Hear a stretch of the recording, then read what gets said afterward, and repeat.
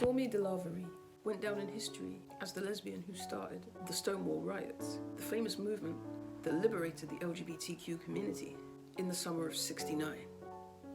We'll never know who threw the very first punch, but one thing's for certain, she lived her life like a cowboy, gangster, and a badass, all rolled into one. Born in New Orleans to a white father and a black mother, Stormé was never issued with a birth certificate.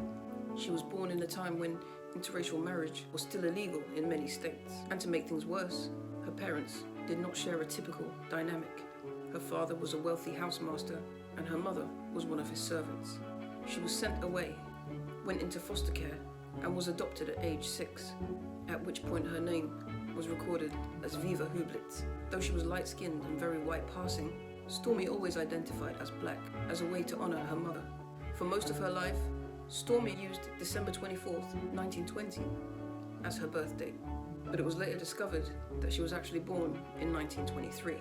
Stormé called herself queer, a term which, during the 1930s and 40s, was used as a slur.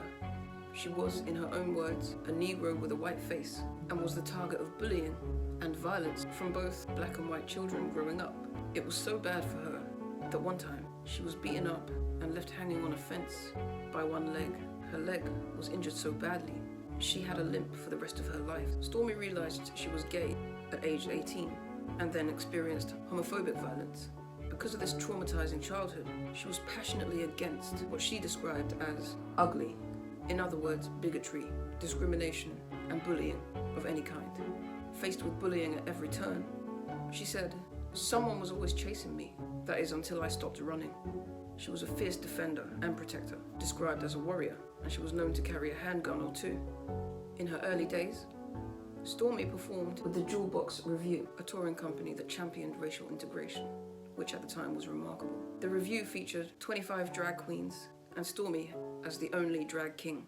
Her nickname, Stormé, goes back to when she used to perform as Stormé Dale in the 1940s. Fearing that she would be unalived if she continued to stay in the South, Stormé moved to Chicago, where she joined the Ringling Brothers, a showman circus. It was here she met the love of her life, Diana, in 1942, at just age 20. Diana was an aerialist, as well as a dancer and equestrian for the Ringling Brothers. Now, I could not find a single photo of Diana. It was hard enough finding colour photos of Stormé herself. But a close friend said, back in the day, Diana would have all her girlfriends over, all over the house, and they would play cards in the kitchen, and Stormé would have her friends over, and they would hang out in the den and drink brandy and smoke cigars. Legend. Stormé once said that she could always get a suit tailored to fit her better than any label, and she never called herself a lesbian. She didn't identify as anything, and instead lived her life freely as a man, a masc lesbian, and a non-binary soul. Biracial and androgynous, she could pass for white or black, male or female. After touring with the Ringling Brothers around Europe, Stormé eventually moved with Diana to New York. She performed at the Apollo Theatre and Radio City Music Hall.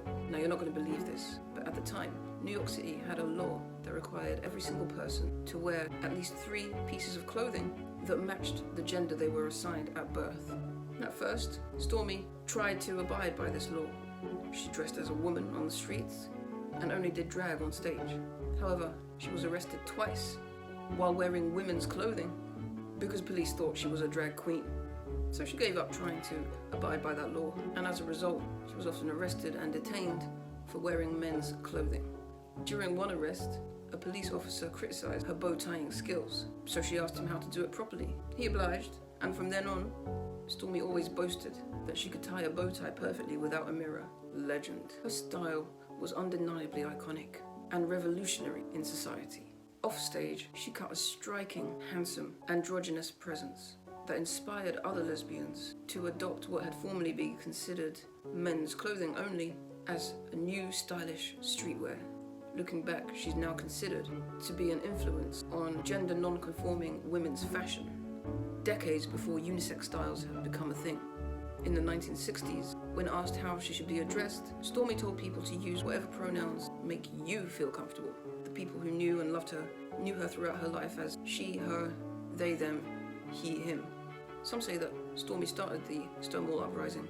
The story goes that a butch lesbian was being arrested for violating the 3-piece clothing law, and she either yelled something to the crowd to do something about it, or threw a punch at the police officer, which triggered an outbreak of rioting in the crowd. Some say Stormé was this butch lesbian, some say she wasn't. Even she herself went back and forth with it throughout her life, preferring not to talk about the specifics. In any case, her contributions to the LGBTQ community are undeniable. She protected anyone she considered family, from the young men she worked with at the Jewel Box Review, to children, to women, to anyone in the LGBTQ rainbow, especially the young people. She really didn't tolerate what she called ugliness. Stormé and Diana were together for 26 years, until Diana's death not long after the Stonewall Riots. After that, Stormé always carried a photograph of Diana with her everywhere she went.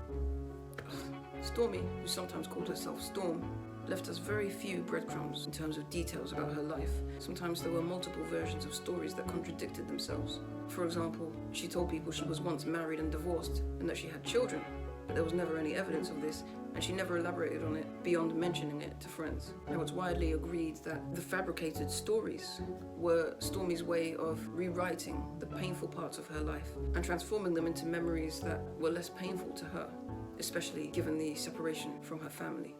There was a film made about her in 1987 by Michelle Parkinson called Stormé, the Lady of the Jewel Box. Stormé was many different things to many different people: a beloved friend, chosen family, a mama bear figure, and was held up as an example of what a gentleman should be.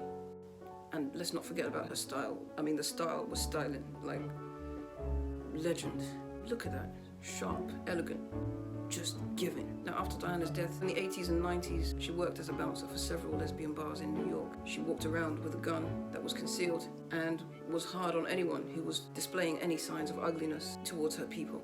She lived for several years at the infamous Chelsea Hotel, and there are a few documentaries that have explored her role as the guardian of the village, serving as a security guard and as more than just a general watchkeeper. She was also known as the Rosa Parks of Stonewall. She was also a regular at the Gay Pride Parade. She continued working as a bouncer until the age of 85. Legend. Now, unfortunately, in 2010, while facing housing and legal issues, Stormé took a bad fall. It was during this time that she was diagnosed with dementia. In her final years, she was looked after and visited by a handful of close friends, one of whom took guardianship over her. She died at the age of 93 in Brooklyn, following a heart attack. Stormé was generous and fiercely protective, with a wonderful singing voice. She found her love for jazz at a very young age. She was a loving person who refused to label herself, but instead existed and thrived in any space. A survivor of violence, she dedicated herself and her life to helping other people survive and to protecting and supporting the entire LGBTQ community. Stormé Delarverie, we salute you. Hope you enjoyed this video. Like and follow for more.